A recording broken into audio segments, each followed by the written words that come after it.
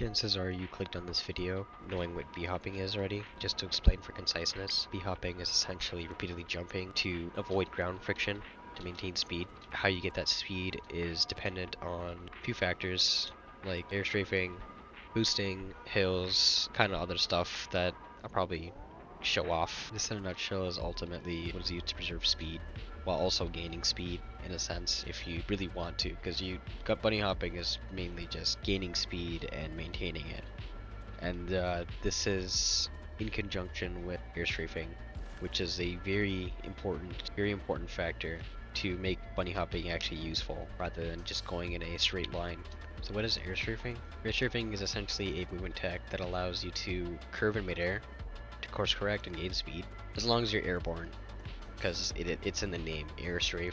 So it's not a ground strafe like this, it's a airstrafe. It's typically done by inputting a directional input corresponding to the correct camera movement. So if I wanted to, this is stepping a little ahead, but if I wanted to go straight, I would do left and right. These together is what makes bunny hopping as a whole. So how to airstrafe depends on the direction that you want to go in. The main important one is usually forward movement. It's always left for the camera movement, and it's also right with the camera movement. So you kind of just wiggle your way forward, as shown here with auto hop. This is very small strafes, but it gets the point across that I'm going in a straight line by using the correct camera movements. Now, if you were to accidentally counter strafe, what ends up happening is you end up going backwards.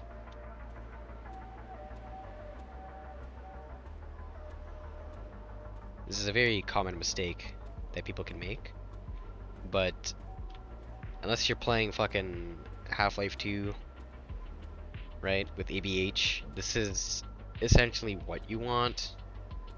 I would say practice b-hop normally first before you do this, right? Airstrafe is not exactly one direction only. You can do it in every single direction. And even in cases where people say do not hold W to airstrafe, what ends up happening is you're b-hopping diagonally, as you can see here. I'm probably not doing their inputs right, but yeah, this is, you can actually b-hop while holding W. It's just really stupid. I think I got it. Yeah, see? Diagonal b-hop. So you can hold W to b-hop. Don't let anyone say you can't. It's not the intended result that you want to aim for. You want to break the habit of holding W if you want to go forward. Unless you're like stupid and you want to do sideways b-hop only for some reason. You just want to be the weird kid that just does this the entire time. Not see where you're going, aiming at absolutely nothing important kind of deal. Just thinking that you're cool for doing this. Nobody cares. It's possible, but like, why would you do this? It's not that impressive. It's important to try to maintain the correct strafe movements with the correct camera movements. What ends up happening if you do it incorrectly is, so say I'm going backwards, and then I actually start counter strafing, and this is what ends up happening.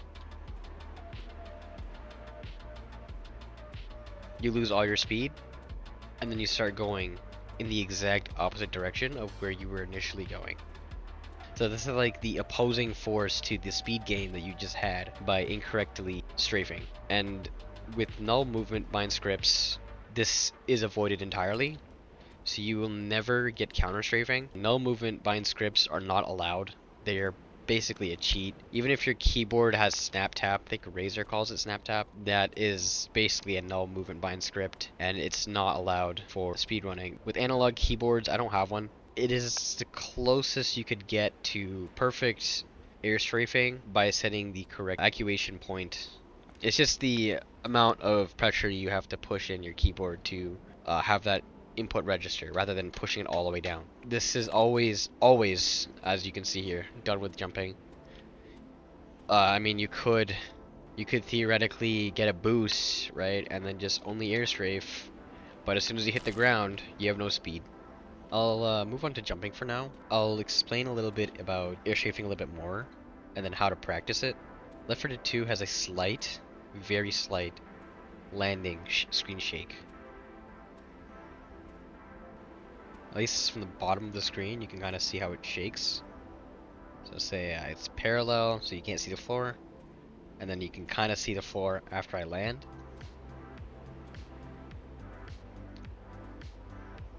So here we are in Left 4 Dead 1. So this game, as I was talking about, has no screen shake when you land. So if I were to put the camera where you can't see the floor and jump, you will not see a little bit of the floor where the screen shakes. This game does have feet. Could use that as a visual indicator if you really want to. As far as I know, the game is likely to crash if you play on medium to high. I could be very wrong. I do not want to spread false information for no reason. So I keep everything low. I was just fiddling with this to see which one was actually shows you the feet. Don't take that out of context. It's linked to effect detail. So medium to high would have legs, and then low should remove them. Yeah, see, now you no longer have legs, and now you can't time it with the feet model. Very subtle difference, but there is no screen shake in this version. So now back to Left 4 Dead 2. As I said, for jump timing in Left 4 Dead 1, you could use the feet model, but you won't have that in this game.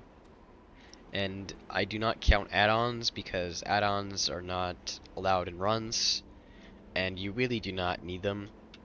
And they obviously do not exist in other games where you could b-hop, unlike Left 4 Dead 1 where it has the visible feet model to time when to press spacebar. This game has its different kind of visual indicator of when to jump, at least when you're stand hopping. When you look further down, the gun, when you jump, gets raised. The higher up you go, the less noticeable to like non-existent it is. So as you can see, the gun is not shifting, and then this is like straight, no difference.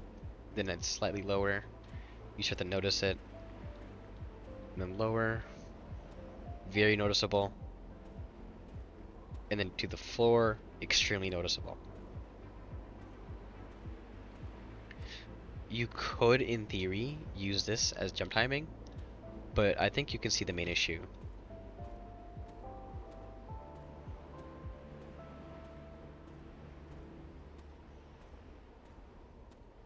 Cannot see where the fuck you're going with this. This is like terrible because you have no idea. Unless you like memorize the fucking map, this is not useful. Before I'd say, yeah, just use your gun model to practice hops, but you don't want this. You don't want to rely on this. You can b-hop without the gun model as reference. It's a lot of muscle memory. This only works if you're stand hopping. As you can see, the gun doesn't shift when you crouch. This is like very bad visual indicator. I mean, unless you really want to use this for learning stand hop, go for it. Do not look too far down. You want to be able to look straight ahead.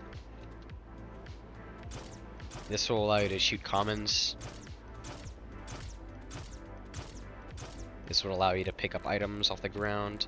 Just being able to look in any direction that isn't straight down. It will just give you a general sense of when to press spacebar from how far off the ground you are. If the ground was uneven, say here for example, I would know when to press. Kind of hard to demonstrate. I guess I do kind of look down, but it's mostly muscle memory.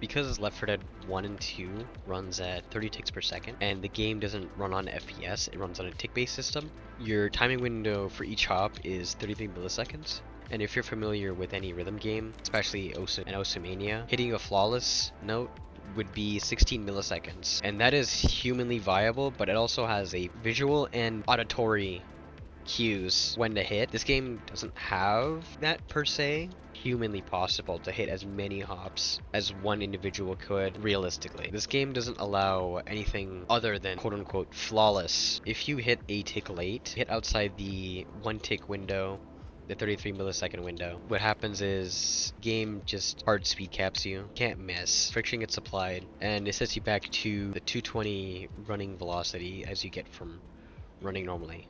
Unless you're crouch hopping, which would then set you back to 75 units. As you can see, crouch walking is 75 units. So if I were to miss a crouch hop, I get set back to that 75. Rather than if I just miss a stand hop, I get 220. This is a heavy penalty in comparison to stand hop because you need to accelerate back to the standard walking speed if you miss to start the next chain. This takes a lot longer to accelerate than just already being at 220. Despite crouch hopping being quote-unquote better by providing you more airtime to gain speed, nobody is a 100% perfect robot without cheating. You will miss a hop, and in most cases, missing a stand hop is just way more preferable than missing a crouch hop. Because the tick rate is so low and the friction is so brutal in Left 4 Dead 2, you can't use a scroll wheel to hop. It just doesn't work the same way as it would in other Source games, because you would scroll to at least hit a hop, even if it's like a tick late. You would still maintain some speed, but you wouldn't be hitting tick perfect hops. So in comparison to a game like Portal and Half-Life 2, which have different tick rates, even CS2, but CS2 is like a whole different can of worms for B-hop, which I will not get into. Those games listed can get away with scroll hop because the friction isn't hard capped, or isn't as hard capped as Left 4 Dead 2. If you miss, all your speed is gone. There are still some runners who used scroll wheel, but the reason we don't is because every action in Left 4 Dead 2 or Left 4 Dead 1 is a plus and minus system. Like pressing spacebar puts a plus jump, bind space. So here, bind space plus jump, right? So if I input plus jump, I jump, and then since there's no minus jump, I can't jump again, right? So I have to input minus jump, and then it can jump again. If you were to spam scroll wheel, it's kind of like holding spacebar, but you're not really holding an input. You can't hold a scroll input. Yeah, every action has to be extremely precisely timed, that is. In essence, you can only optimally jump 15 times per second at 30 TPS. Here's an example of ledge hangs. Obviously, you can land on this, but you have to hold space to land on this. Because if I don't hold space, or plus jump for that matter, you hang. If I were to input plus jump, me pressing spacebar, so it's like the jump button is being held the entire time. So I can't jump, and then I walk forward, no ledge hang. If I did minus jump, I'm allowed to repeatedly jump again, and I don't hold space, I ledge hang. Doing this with the scroll input is just inconsistent. So scrolling inputs, and then I kind of hard to do. Like you can have two buttons, 2 plus jumps, right? But it's kind of like asking for something dumb. It's a little scuffed, but I guess as long as you're spamming scroll as you're over the edge, you shouldn't hang. Like I'm doing right now, I suppose, but it's just odd. So here I recorded a couple examples of what crouch hops are useful for. So here I'm using a couple of crouch hops, stand hopping, and then as I get to this broken wall, I do 2 crouch hops to go underneath it. It's hard to tell here, but near the end when I do the fence jump, I do 2 crouches. And if I did a stand hop instead, I probably wouldn't have cleared the fence and would have either fell in between or just not had enough momentum.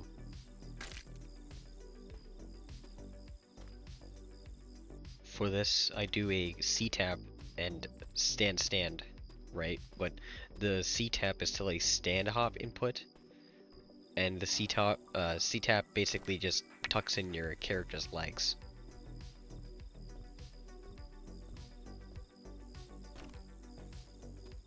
And this is an example of not having a good line despite using crouch hops. And this is an example of a B-hop line that does account for crouch, and also allows me to go underneath this tunnel to continue chaining hops.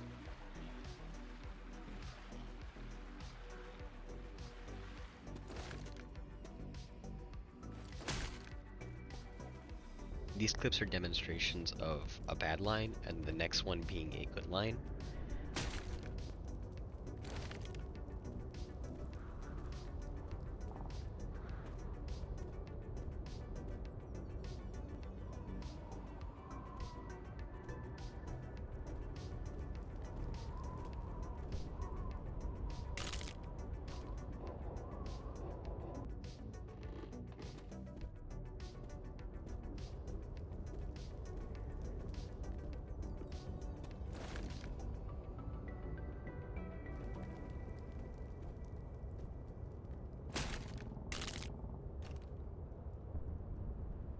And from here, demonstrating that you can use crouch hops to make large distances with a small amount of space.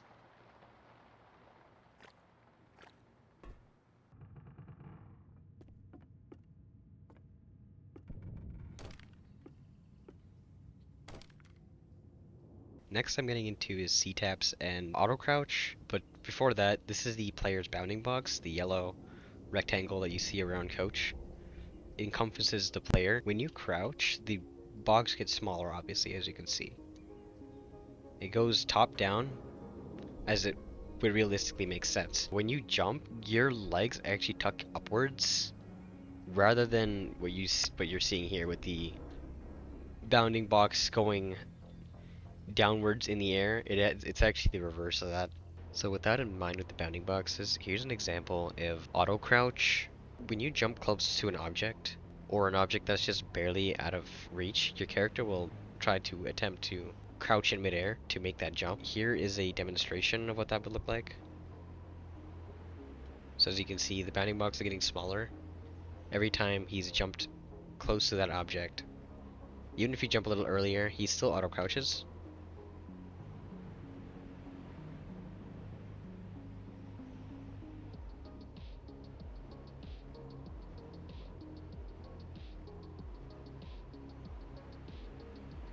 And here's a demonstration of not pressing C-tap and not being like really close up to the object.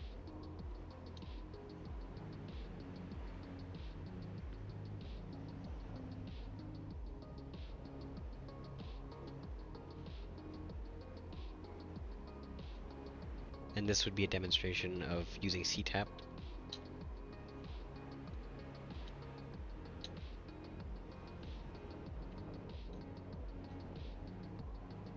And from first person, this is me doing up close and out C-tapping.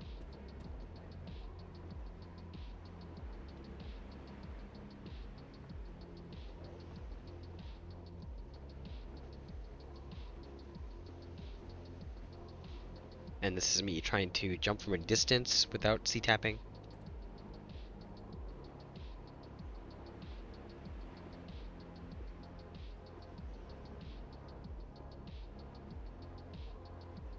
And this is me doing C-tap jumps.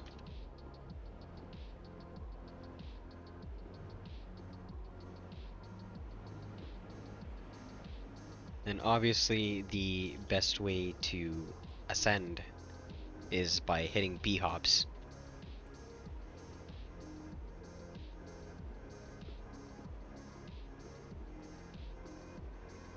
Obviously this abomination is not a realistic example, but I think it helps demonstrate what C-tap is. I think I'll do it one more time. This is not holding C-tap. Well, this is C-tapping, but not holding as you would with crouch. Like, this is crouch jumping. And then this would be closer to C-tap. Sorry, I have auto hop on just to make this easier.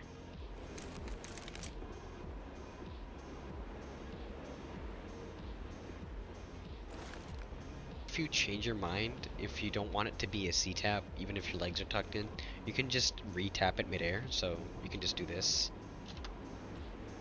It still end up being a crouch. Even if I just tap it, I'll be standing. So if you take a look on the bottom right, I'm gonna C-tap once.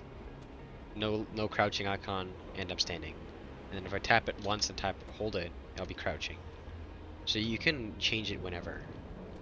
So again, this is standing, no icon on the bottom right. This would be crouching.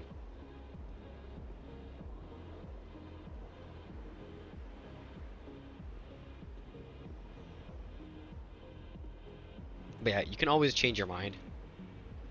If you want it to be a crouch or stand hop, this is obviously making me auto crouch, but you get the gist. And again, B-hopping is faster, but I'm going to be alternating between crouch and C-tab. Obviously this is going to make me auto crouch too, but I'm going to do it with auto hop, so I don't have to worry about the timing.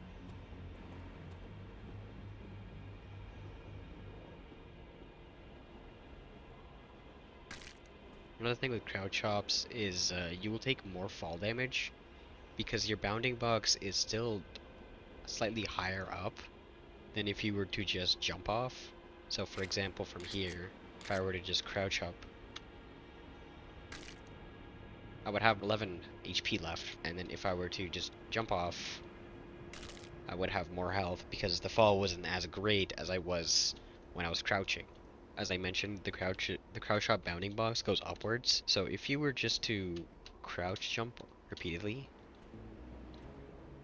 you obviously still hit the ground. But if you're standing,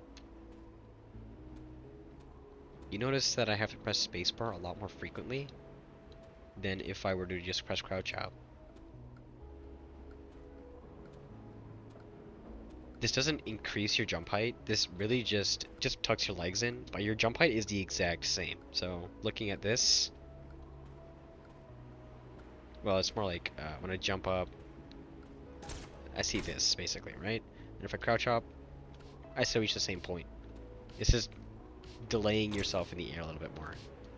Now with that in mind, this is kind of why you see a lot of people just only crouch hopping, because they say it's easier to barely press the spacebar as often. They justify that because you're in the air longer, you can get more speed off of this. But all that speed is just nonsense. When you miss a hop and then you have to accelerate, you're not a robot unless you're cheating. Which is another thing to note, is that a lot of B-hop scripters just like to hold spacebar, but they only do it while holding crouch because it makes them the most amount of speed. You don't want to do that. You want to be able to do both stand and crouch hop for the B-hop lines that I've showcased. Just a bunch of other stuff, right? Like avoiding auto crouch, as I showed here. Avoiding auto crouch just by tapping. And you can do that to a time a B-hop, right? Because then you know this is going to be a stand hop next. Right, that's a stand hop.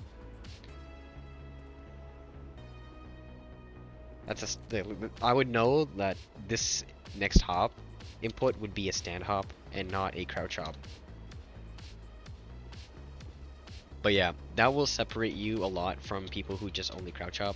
One last thing is your Airstrafing, when I get into that, matters a lot more than how many hops or what type of hop you get. Left 4 Dead 2 runs on 3-tick system and has a air accelerate of 10. You can view this by putting help air accelerate in console, and that would print out air accelerate 10 right here.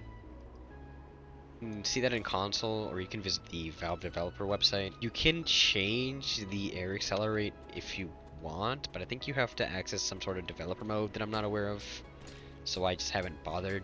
I just use an add-on Infinite Strafe when I'm doing auto B-hop, Infinite Strafe nonsense. This value ultimately, well, both of those values ultimately determine how much you can actually air strafe. The air accelerate value is how much you can actually turn in the air. If it was much higher, you'd be able to turn in like a 360 from any kind of speed you're at. This is important because of a concept known as SSJ in the speedrun, or not the speedrun, the B-hop community. But this is more for air acceleration that is above 10. So when Left 4 Dead 2, you would have to make a lot more hops to compensate, especially with the low ticks per second, the game doesn't really update your airstrafe value as fast as it would. A good strafe typically follows this graph on the SST chart. This can generally be ignored because, as I mentioned, the TPS is lower and you don't have the same air control. The velocity is 220, so most of the first half of the chart can be ignored. Obviously, unless you're like limping from being below 40 HP and the other state where you're still limping but like on 1 HP, which makes you run a lot slower. But yeah, this graph is a representation of how much you can actually strafe based on your speed. So the higher the velocity you are, the lower you can actually strafe to gain speed. And if you over strafe at that speed value, you actually lose speed. So a good way to visualize that would be, if you're familiar with cars and how they drive on a racetrack, when you go faster, you can't take a sharp turn. So if I were to go fast and then try to make a sharp turn, you can notice that I'm losing speed without actually turning. And then if I were to do that again, but slowly turn, I'm still losing speed because I'm not optimally strafing, but I will lose a lot less and I still maintain it. So here would be lowering my DPI so I can strafe, and this is how much I'm actually need to strafe to gain speed. And you don't gain it as fast as you would from starting out your strafes.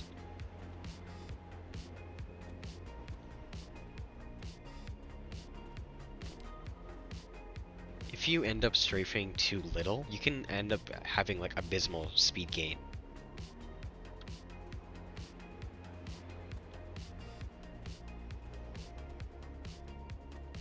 Yeah, I'm gaining speed, but how much?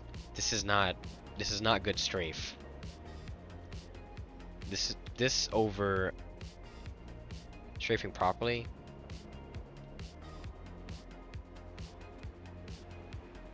So I'm already at that 200 velocity. I already bypassed it by strafing better. And what this means is when you are crouch hopping, but you still strafe like dog shit, this air time that supposedly makes your B hops better because you have more air time mean nothing. This doesn't mean anything if you have shitty strafes. And then if I were to do the same but strafing better, obviously I would benefit a lot more by doing the proper strafing. And because the amount you need to move your mouse changes based on your speed, when you do it with a higher FOV on TLS, because this does not exist in other versions, you actually have to strafe a lot less than you were at 90. So that small strafing I was doing with crouch hopping, kind of like this, is probably like way better. 120, so this is still quite small, but you're moving your mouse barely. And obviously with stand hop, it's the same. You're kind of just barely moving your mouse. This is not ergonomic at all, unless you play on like a very, very small sensitivity. If you're gonna intend to play on versions prior to TLS, you do not want to play on 120 because that will just fuck up your strafes because they're not the same. When I was just doing this for 120. This is nothing when you're on 90. This is like pretty bad. And then obviously when you are strafing proper, it's a lot wider than it actually looks.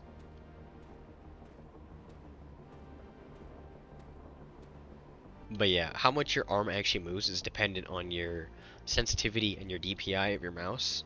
So if your mouse is a gaming branded mouse, you could download your related mouse software for that brand. So if you had a Razer mouse, you would download Razer software and then look at your DPI settings and adjust it accordingly. You can obviously change your Windows mouse settings, but why would you do that? And then obviously you can change your in-game sensitivity by typing sensitivity in the game, and then you can see your value. So mine is at 1.3, but my Logitech mouse is at 2000, which is high for a lot of pro or like veteran B-hoppers. This is like the most comfortable for me to use because it's always on an individual case-by-case basis. I would say that if your mouse feels too jittery, even in a normal gameplay, like I've seen some people who just kind of like panic shoot like this kind of. If your mouse is not stable, I think you need to adjust it. Having at least a good stable mouse would be able to make your airstrafes a lot better and consistent. This left and right motion, although very simple, is very important. Since this acceleration is pretty low, there is no sixth jump, right? This is like a lot more than 6 jumps. I would probably assume maybe like 10. Around 400 is when it changes. Your strafe has to be a lot less wide. But yeah, as you can see, it took quite a few hops to get to 400. I suppose you could do crouch hops to accelerate to that value a lot faster, and then start stand hopping. It's not consistent to... Well, it is consistent if it's flat ground, but obviously there's a lot of variables. This area is obviously very consistent, so you'd probably want to do crouch hops, but most people do not do that so they can do their lines easier. Or just have something way more consistent to restart a new line if they fuck up.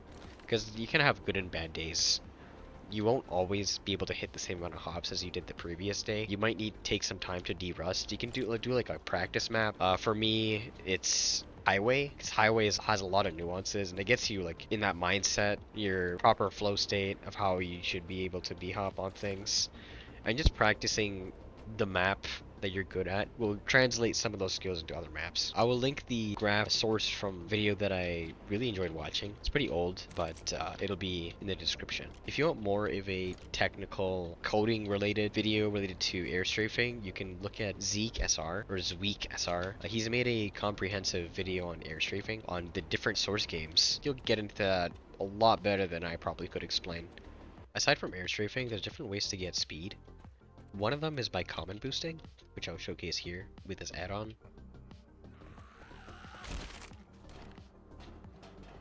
So that barely gave any speed, for example. It's really not consistent RTA wise, but I will try to get it again.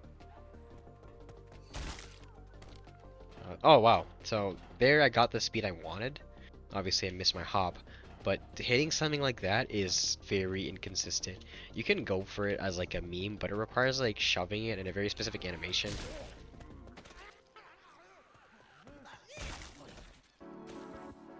Like this is not exactly realistic to replicate, as you can see. Common boosts are more typically used realistically for ascending vertical objects rather than horizontal. If you wanted to do horizontal, you could do tank boosts, just not exactly in solo per se, but I will get into that.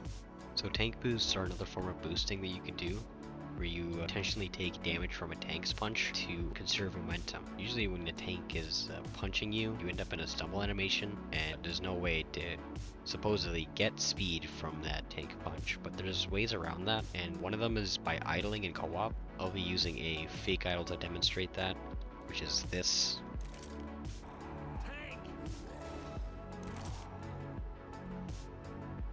Using auto b-hop, you can chain this into a b-hop chain. So you can either pre-idle before the tank hits you, or you could idle after the tank hits you. It's better if you pre-idle. Kind of like that. The idle has a delay on it because it's not instant, but you can maintain hops off that.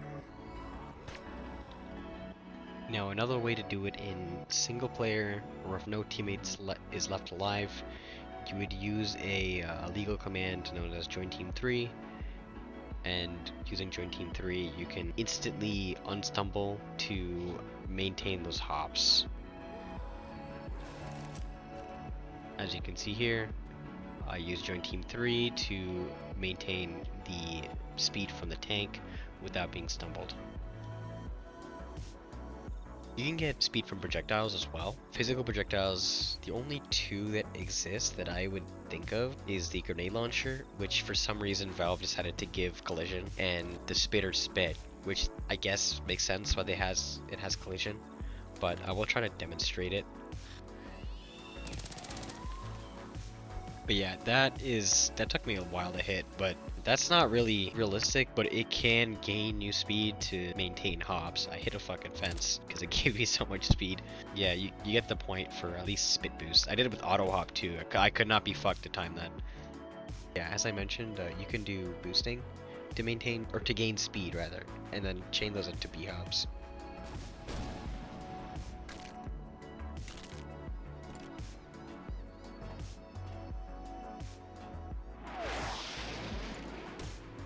This next one is Chinese boost. Basically, it is a Molotov or a pipe bomb throw that will send you forward rather than up, which is what it's mostly intended for, but you can take those and B-hop chain into them. As you can see here, you can get speed off the Molotov boost. And then the same would work with the pipe bomb. So here, again with the pipe bomb, you can do that as well. And then it also is possible to get a pseudo bile boost off this using a idle, but it's kind of just asking for the impossible realistically. There you go. So as you can see, you could get a boost off that as well.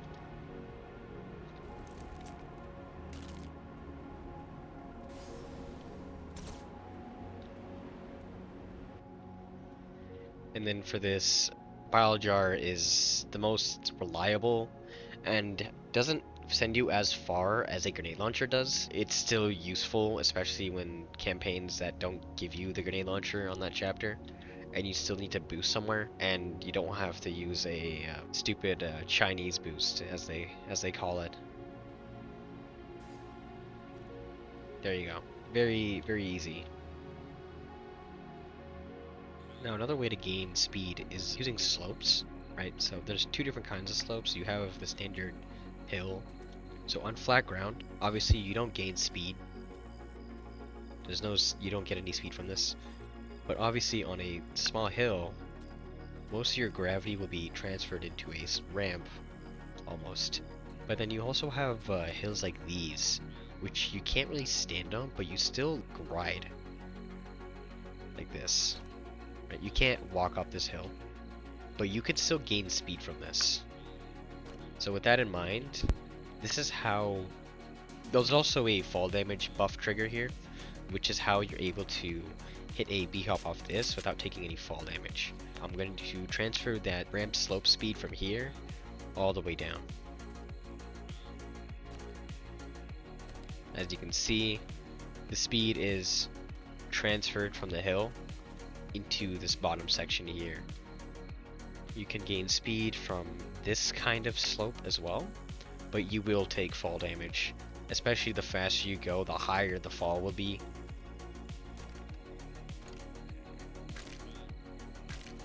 As you can see.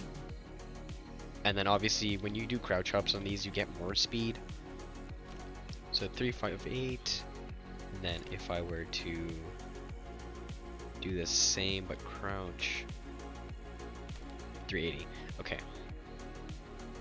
So yeah, you can get more speed by couch hopping off these slopes, but as you can tell, the fall damage is far greater, as I mentioned with the jump heights, because as I mentioned, your legs are tucked inwards, so you take more fall damage as you're going down, and as you're hitting a B-hop off here, you probably land somewhere, or like you probably fall, or like go off in the air here, and then drop off.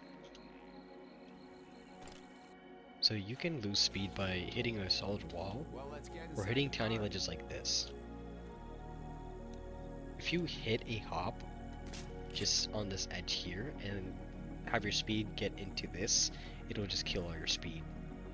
Here's an obvious example of losing speed when just hitting a wall. It won't kill you, so Yeah, you just lose all of it. You can brush off a wall to turn, right? So for example, so that kind of bounce off the wall. If I didn't miss, you could chain off and then keep some of your speed, and then obviously you get to this section and then crouch hops. Now you've gone through most of this video and you know that crouch hops and stand hops work together. They do work, but some people only believe that you can only B-hop if you crouch hop, but this is not true at all. You can obviously see that I'm doing both. And as I've gone over with B-hop timing, lerp, which is down here, does not affect your B-hop timing. That matches hitboxes to models. It doesn't change that the game runs on a 30-tick system and you can still land hops in the exact same time every single time, every single where. Like, it doesn't make any sense. Ping doesn't affect B-hop as well. You can even see that in with SV cheats. You can put net, fake lag, let's say 300, which is overkill with this command. So that would put me up to 600, I guess.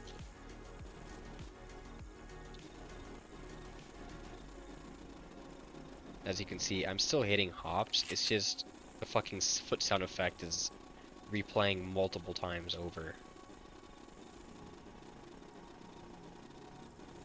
You can still hit hops on fucking 600 ping if you really feel like it.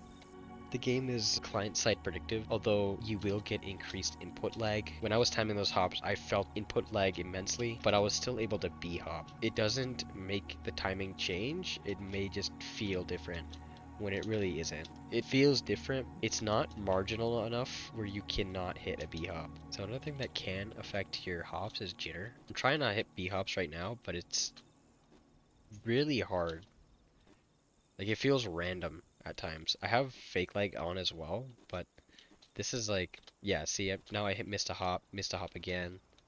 And this is something that can affect your B-hop timing because the window just changes randomly and you would not be able to predict it most of the time, if at all. So right now I'm fine. It could be also just a misinput as well, right? But you can, yeah, see, I missed a hop again.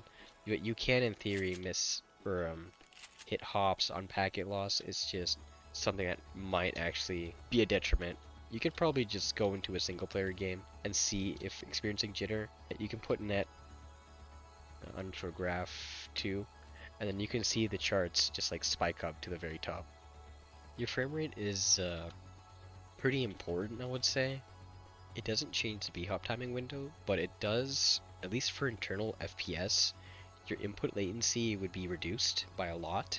It's good to have a consistent frame rate. If you have a strong enough GPU, you can probably just stick with 300 as a default. Some people have lowered it to 100, 120 or something, matching the monitor's refresh rate, right? You could do 200, but that would also increase input latency. It is still recommended to keep your game's VSync off though. So if you go to video, advanced settings, and then you see wait for vertical sync, you want this off. You don't want double buffered or triple buffered because that increases your input latency. They kind of just delay your game for the frames to catch up. So you're kind of just seeing things in the past and then playing out inputs in the future kind of deal. So you have like an increased delay on anything that you're seeing in game. You can use external tools to cap your FPS. In game you have I believe max, no, it's FPS max, right? So you can drop it as low as 30, but this feels like horrible shit. And then obviously you can put 200 if you feel like it. This doesn't look any different, feel any different for me, I would say, but I would still keep it to 300 out of personal preference, even though my monitor's refresh rate is at 75 hertz. And speaking of monitor refresh rate, your monitor refresh rate does not matter. It just makes everything appear smoother. As I mentioned, your in-game FPS decreases your input latency. So it has nothing to do with your hardware in terms of monitor refresh rate. Quick mention is that all special infected have the same jump height. So if I jump as tank, you can see I reach 100 units with my velocity meter. And if I switch to a boomer, it would also reach 100. and every subsequent jump will actually be lower than the last one. So the first jump is above the safe room window if I slow down my jumps, and then if I hold spacebar with auto jump, you can see that I'm only reaching 90 units, and this is why it makes stand hop as infected way harder than a survivor. So as you can see, you have like no height when you jump as a special infected. And this means with less airtime, you get less speed, so it is preferable to do crouch hops, which would be more realistic at time overall. Now the jockey actually has the same jump height as a survivor, and it doesn't have that cooldown, so you could time it the same way that you would as survivors, and you can also just implement that with the lunge. So there you go, just input with the lunge and you'll get your initial top speed that you can chain into a actual B-hop. Interesting to note is that this elevator actually changes your jump height. It doesn't seem like it's anything different now, especially when you start it. Seems normal, right? Actually, you can kind of see that since it's now rising, it's actually different. So if I kill myself and then start jumping, you notice that the jump height is actually different than what it's normally supposed to be. So much so that you don't need to auto crouch these jumps. And the only way to fix that is to go back to the elevator and wait for it to go all the way back up. And as you can see, the jump height is now back to normal. Now to download SST, you would want to go to Mike's software/SST/, and then once you're to this page, you want to scroll down for manual setup, right? You can click on this. This will download the SST script. You can open up in your files here and drag this here. You have to extract it all, and then what it would be somewhere on your desktop, you can delete the zip. Open this up, you would have the update bat and the update URL, and then you would want to go to your Steam. You would then go to your cog, properties, installed files, browse, and then you're in your left for that 2, and then you'd want to make a folder called SST. You don't necessarily have to call it this, but I do, so it's easy to find. And then you would put everything in here. So you would go to your SST update script deal. You would put all of this in, drag it into here, and then you would update, run it, whatever, and then everything should appear in here. And then once you're on this screen, you want to close it, right click left for the 2, properties, add insecure into the launch options. This will make sure you're not connected to Valve servers. Click on play. Insecure in your launch options will prevent you connecting to fax servers, which is fine because you're not going to be using it online, at least on official servers. If you want to play with your friends and co-op, then host a local server and then she'll be able to join you. And then you open up console. You would type plugin load /SST, and then that should load the plugin. If it doesn't show it, then you probably did something wrong, but this would show you everything that you would need to see in that. And then obviously the auto hop would be SST auto jump, and you would set it to 1. But to show you local server, campaign, single player, this would be considered a local server. If you connected with friends, create a game lobby, change the server type to local, and you should be fine. Now, before I get into the input tutorial portion of this B-hop video that you clicked on to learn how to B-hop, there's a few practice tools that you could install, and I'll be providing those in the link in the description. The first one being the B-hop practice add-on, which you will find right here by Storm. He hasn't uploaded it to Workshop, but I will send a link that I have to edit because my account is not verified on YouTube, because I don't use it to browse, I just upload on there. The second thing would be SST for auto hop, which I'll explain how to use. It would be SST auto jump 1, right? And once you hold spacebar. They only work in a local server, and they don't work on official servers. I would just say learn a different skill. If you need to take shortcuts to get good at something, you're probably better off doing something else. Now, find a good port of the official maps that you can practice on. If you install the SST plugin, you can open any map in single player, and then enable SV cheats as long as the plugin is loaded, and then just go anywhere on the map with using no clip. So say Dark Carnival Fairgrounds, this is a big empty section with textures on the ground so you're able to see what you're doing. And the first inputs you're going to be practicing going forward. So if alternating is too hard, what you could do instead is I'll turn auto jump on just so SST auto jump 1, right? So I have auto jump, I don't have to worry about my jump timing, not yet anyways. And so I would take this, try to get the habit of letting go of W, because you don't want a diagonal strafe. And I would say for practice, I would say get used to going in a big circle and moving your mouse in that direction.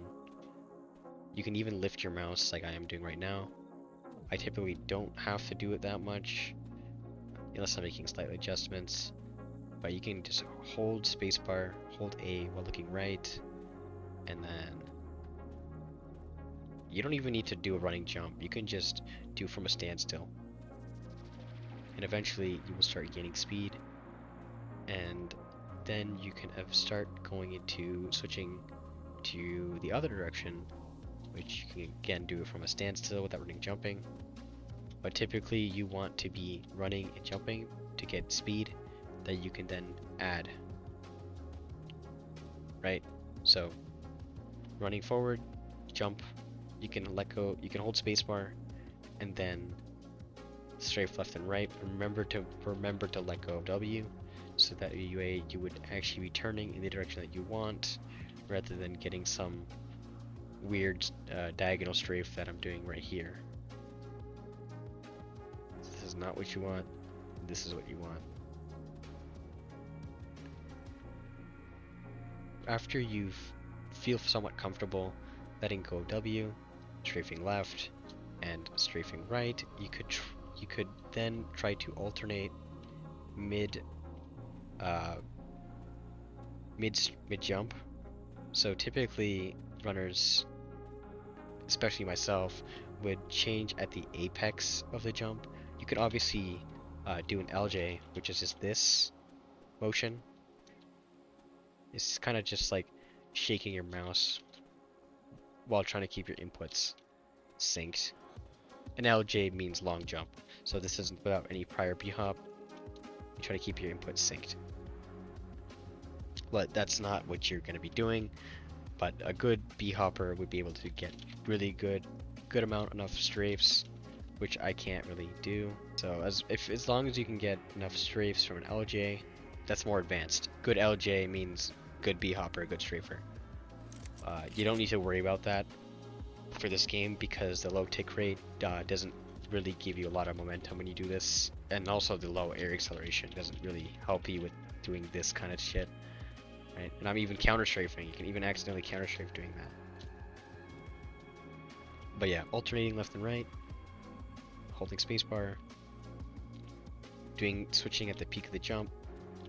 You don't necessarily have to do it at the peak of the jump. You can pre-strafe to the other direction, obviously. And now I'll get into the strafe patterns that you could do. So obviously you have the snaking motion. You have jumping in one direction as you were practicing, and then you could just switch and go the other direction. Mind you, the inputs are not any different, right? It's D going right and A going left. and then this would be A, D, A, D, A, D, just over and over again. Now, something to note is that some locations do not give you enough room to go left and right. Well, at least strafing kind of like this normally, because your character kind of just wiggles in a straight line, right? So what you could do instead, if you follow this texture line, you could just do this.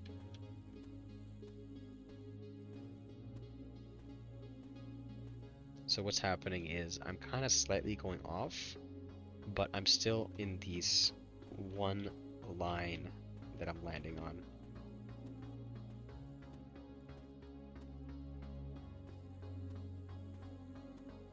An example would probably be something like this. So I was still on this without strafing necessarily left and right. You can do that, right? The game has a low air acceleration, so you could do this if you really want to. It's kind of similar to strafing left and right, but I'm not really doing that. It's close to an LJ, except you're not trying to strafe a lot in one jump. Now you could just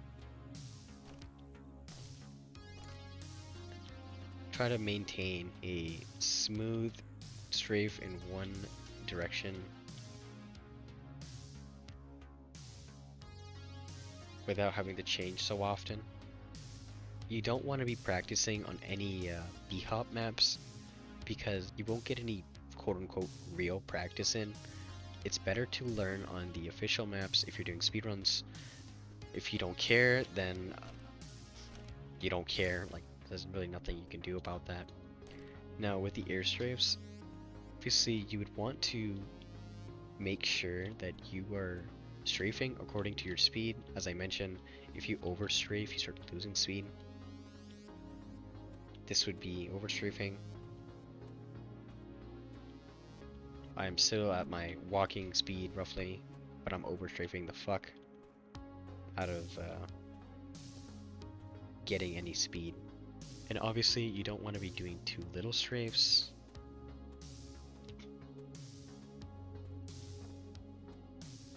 This will not give you much speed gain, and it's only really viable for higher speeds, because when you have lower, again, mentioned on the graph, but lower speed you go, the higher you need to strafe. But so for example at 0, but I already went over that. So say for example you're at 220, you want to do like a smooth, very smooth back and forth with your mouse. Inputs are synced. The camera display for my hand may be a little bit desynced because it doesn't update as frequently. It's not a good camera, but it should show you that my inputs and mouse movements are exactly synced. My hand doesn't move as much. I guess I can turn on the DPI lower so it can show you. So this would be somewhat closer. I don't really strafe like this. I don't have mouse room for that. But yeah, this is kind of like low strafing. But now I'm at high speed, so this is kind of not optimal. Obviously, you want to play with auto jump 0, and so you want to practice. You want to practice your stand hops. They matter a lot. Please do not fall into the noob trap of only hitting crouch hops, because again, as I mentioned, when you miss this crouch hop, you will have to accelerate back to your walking speed and then start a new chain, rather than missing your stand hop and then just already having the speed and starting a new chain. But you cannot neglect one or the other. You can't just do stand hop without knowing crouch hop timing. You need to master both of these timings, at least on flat ground. Obviously, not every map is flat. Even a section like this is not flat to the ground. This is not flat. You can kind of see it waver in and out. Even barely, like you can just kind of see how it's not flat. This section is raised. This section is raised up. If it was truly flat, it would not. You would be able to hit your timing every single time, but that is not exactly the case. So typically, at least for this section, I would be doing both stand and crouch hops. Shit, that's loud. Somebody shut it down.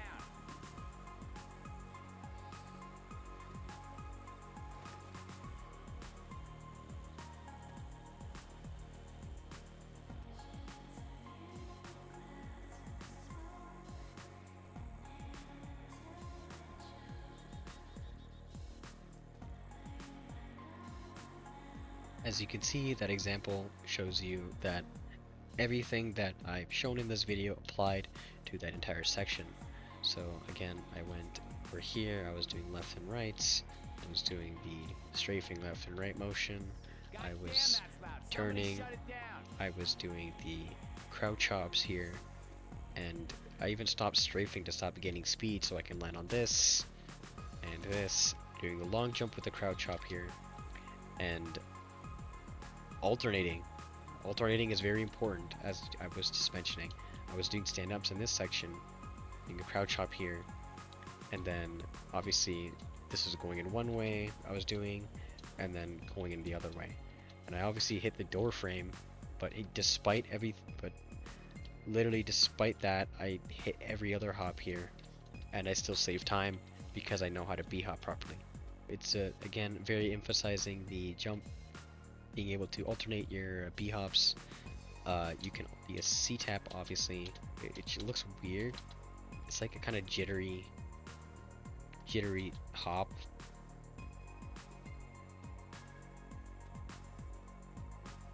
As you can see here, it's kind of jittery. And then crouch hops are obviously lower to the ground. And then stand hops is a lot more frequent, but you want to be doing this. You want at least starting off, you can get away with doing your crouch hops. You will miss a lot, so you will always struggle with the acceleration of missing a hop each time. Maybe hit 3 minor strafe hops, miss the next one, maybe hit 2.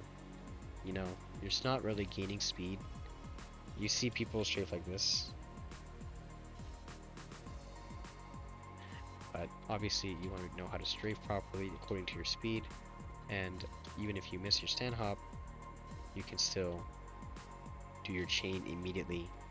So even if you miss your stand hop, it's like you were walking the entire time, so you have no time loss, versus if you were to crouch and miss, you would have time loss every single time, especially if there's pressure of a tank behind you and you have low health. You don't want to risk missing your crouch hops. You at least want to try limping away and strafing. Now with commons, sometimes when you strafe like this, the optimal strafes, they will catch up to you, mainly because their running speed is, I think, slightly faster than the player, but you can still outrun them, so you can just run them. As long as you run in a straight line, they will never catch up to you. This is different in Left 4 Dead 1. They will always catch up to you, but in this game, you can walk in a direction and still outpace them. Say they're really close to you, right? You can do your tiny strafes before getting into your big strafes, and that will most of the time get you away from the commons. Say for example, there's commons, and I try to big strafe away from them. It may not be enough to actually escape.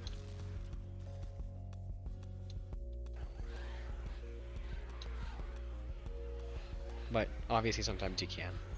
Something I just remembered to mention is that your weapon of choice will most of the time or all the time be the shotgun, because the shotgun, even if it's spread from the crosshair dynamic, is spread out like this, kind of big, open. You think maybe you'll miss your shots more than a SMG for whatever reason. It is actually pretty accurate. This is very accurate jumping accuracy. And the best part about it is that it's penetrative. It will hit multiple zombies in a row. At least on easy, it's very easy to see. You can clear a whole section in front of you, and this is very important because you may have commons in front that you need to make a pathway past.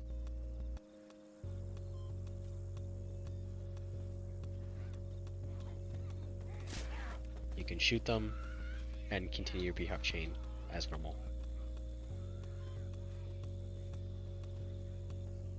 Now you could use an SMG to clear commons. It's not really ideal because you can't really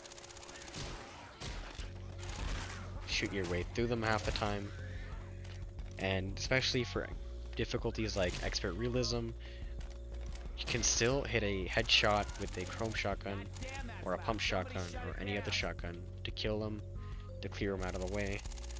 With an SMG, you would have to pray to RNGs as that you even make it across them.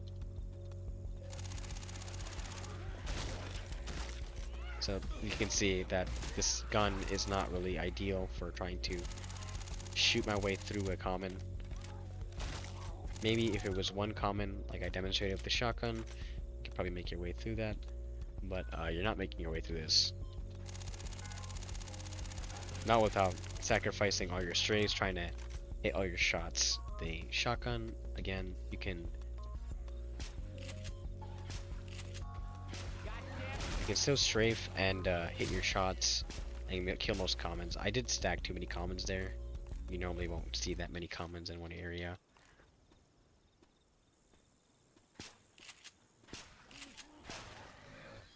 See, most of them just died. Better than a SMG could ever clear.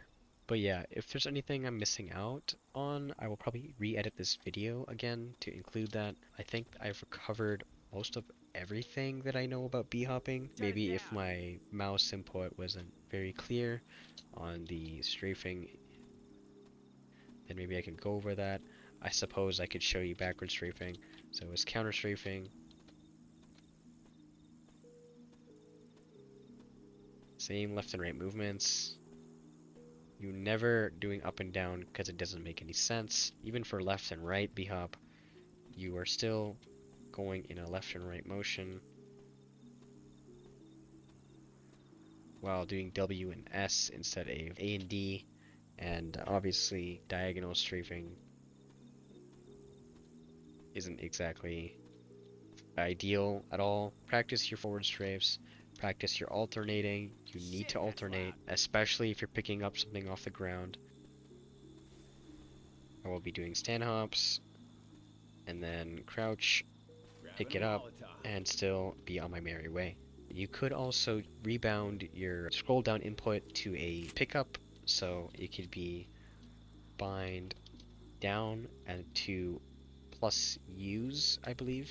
So you could bind your down scroll wheel to pick up something, but I can do it with pressing E by itself. I don't really need to change a binding just for something like that. But yeah, I hope this has been helpful. Hope my input display helped somewhat, because I know it's a Mania display and I have a different S key input above that, and then there's no good mouse display, so that's the only reason why I have this. If there's anything I'm missing, I'll probably add it later. Thanks for watching, and I'll see you next time.